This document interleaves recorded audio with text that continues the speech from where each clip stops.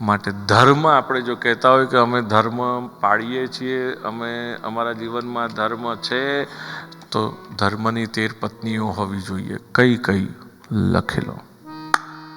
ધર્મની 13 પત્નીઓ તમને તો યાદ હશે ને, મોઢે છે ને કે લખેલી છે? ઇકોનોમિસ્ટ.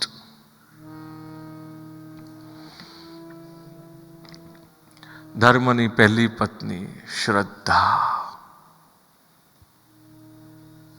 મૈત્રી, દયા, શાંતિ,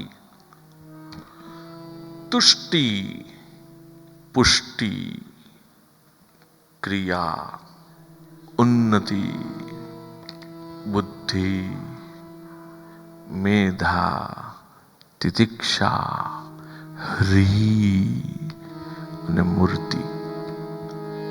મૂર્તિ છેલ્લું. એકબીજાને આમ ન જ જોવાનું, પોતે લખવાનું. શ્રદ્ધા, મૈત્રી, દયા, શાંતિ, તુષ્ટિ, પુષ્ટિ, ક્રિયોન્નતિ, ક્રિયા ઉન્નતિ, બુદ્ધિર્મેધા, તિતિક્ષારી, મૂર્તિર્ધર્મસ્ય પત્નયઃ.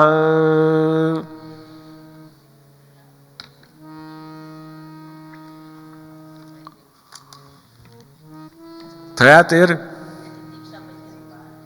તિતિક્ષા પછી રી, હ અને ર. હરી એટલે લજ્જા.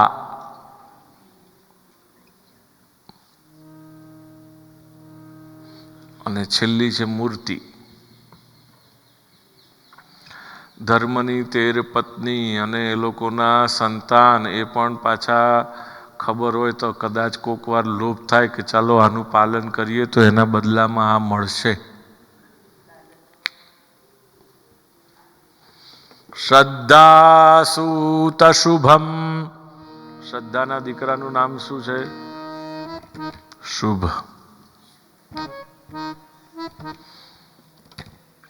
ખબર તો હોવી જોઈએ ને કે શ્રદ્ધા હોય તો શું મળે? તો કે શ્રદ્ધા હોય તો એનો દીકરો એની જોડે આવે ને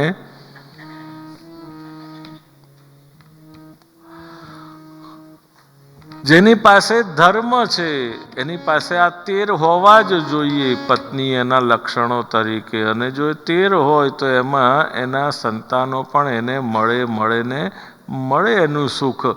અને પહેલું જ છે શ્રદ્ધાના દીકરાનું નામ છે શુભ. મૈત્રીના દીકરાનું નામ છે પ્રસાદ.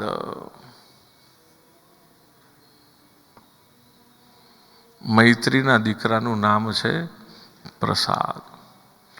દયાના દીકરાનું નામ છે અભય. શાંતિના દીકરાનું નામ છે સુખ. તુષ્ટિના દીકરાનું નામ છે મુદ, પ્રસન્નતા. પુષ્ટિના દીકરાનું નામ છે સ્મય. ક્રિયાના દીકરાનું નામ છે યોગ.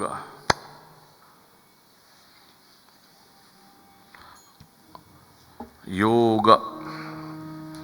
ઉન્નતિના દીકરાનું નામ છે દર્પ.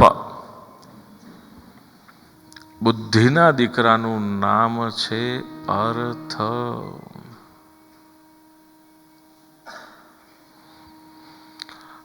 આ બધાની બધી જગ્યાએ સ્લાઇડ જ બનાવી દેવી જોઈએ, નહીં? મલ્ટીમીડિયા કથા કરવી જોઈએ, એટલે તમારે લખવાની ચિંતા જ નહીં. ખાલી જુઓ એટલે સમજાઈ જાય. ચાલો, ભગવાને પ્રેરણા આપી છે તો કંઈક એના ઉપર એ કામ કરાવશે ક્યારેક. તમને કોઈને આવડતું હોય કોમ્પ્યુટર તો મદદ કરજો ક્યારેક. બુદ્ધિના દીકરાનું નામ છે અર્થ. મેધાના દીકરાનું નામ છે સ્મૃતિ. તિતિક્ષાના દીકરાનું નામ છે ક્ષેમ. રીના દીકરાનું નામ છે પ્રશ્રય. મૂર્તિના દીકરાનું નામ છે નર નારાયણ, જેને આપણે કહીએ છીએ ભગવાન.